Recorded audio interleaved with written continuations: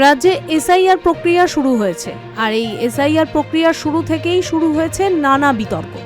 তবে জমায়েতে উলেমায়ে হিন্দের পক্ষ থেকে সারা রাজ্যে এই নিবিড় ভোটার লিস্টের প্রক্রিয়া যে শুরু হয়েছে তা জনমানসে প্রচারের জন্য রাজ্যের বিভিন্ন জায়গায় জমায়েতে উলেমায়ে হিন্দের নেতৃত্ব এবং কর্মীদের নিয়ে শুরু হয়েছে সচেতনতা বৈঠক।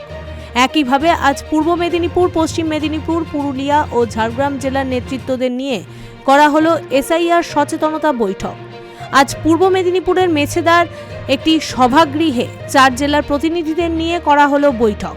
এই বৈঠকে উপস্থিত ছিলেন জমায়েতে উলেমায়ে হিন্দের রাজ্য সভাপতি তথা রাজ্যের গ্রন্থাগার মন্ত্রী সিদ্দিকুল্লাহ চৌধুরী। তিনি জানান, রাজ্যের বিভিন্ন নেতৃত্বের সঙ্গে কথা বলে জানা গেছে সুষ্ঠুভাবেই চলছে এই প্রক্রিয়া, তবে ভয় বা আতঙ্কের কোনো কারণ নেই। খসড়া তালিকা প্রকাশ হলে আমরা কিন্তু ভিডিওতে ঘুমাতে দেবো না, খুব পরিষ্কার।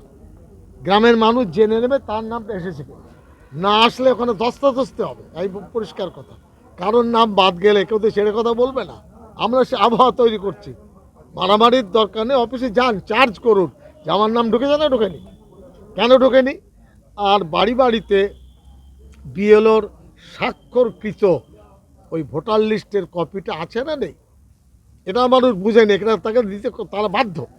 এই ব্যতিক্রম ঘটলে নীতিগতভাবে আমরা কাজ করতে পারবো। জমিয়ত উলামা হিন্দ নন্দিনী আন্দোলন করেছে, মানুষের জন্য করেছে। সারা রাজ্যব্যাপী আন্দোলন আমরা সংগঠিত করতে চাইছি শান্তিপূর্ণভাবে। ভোটার লিস্ট থেকে কিছু মানুষের নাম বাদ দেওয়া, এমনই মন্তব্য করলেন রাজ্যের গ্রন্থাগার মন্ত্রী সিদ্দিকুল্লাহ চৌধুরী।